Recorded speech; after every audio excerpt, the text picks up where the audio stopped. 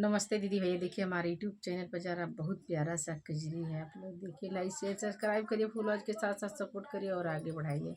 बहुत प्यारा गीत है, सावन का कजरी है, देहाती कजरी है। ऊपरा कागज के हो मंदिलावा, नीचा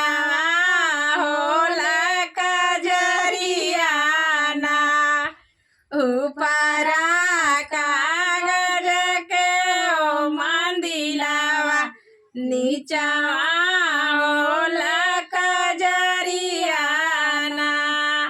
हमारो ससुर बड़ा हो दिलदारवा, घूमी फिरी सुन कजरियाना। हमारो ससुर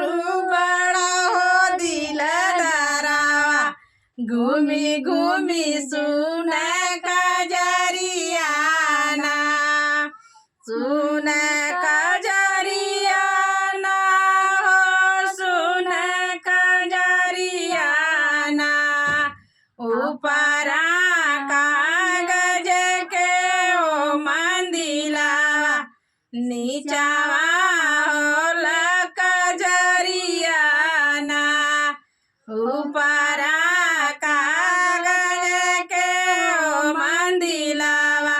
नीचावा होला कजरियाना।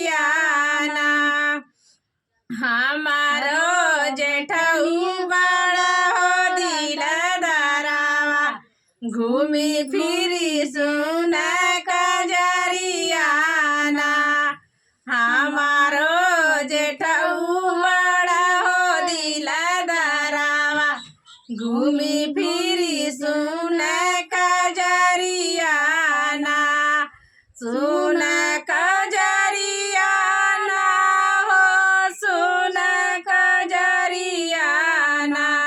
हमारो जेठऊ बड़ा हो दिलदारवा, घूमी फिरी सुन कजरियाना। ऊपरा कागज के हो मंदिलावा, नीचावा होला कजरियाना।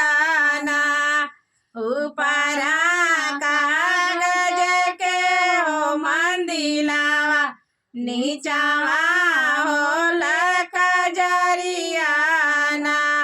हमारो देवरू बड़ा हो दिलदारवा, घूमी फिरी सुन कजरियाना। हमारो देवरू बड़ा हो दिलदारवा, घूमी फिरी सुन कजरियाना। सुन कजरियाना हो सुन कजरियाना। हमारो देवरू बड़ा हो दिलदारवा, घूमी फिरी सुन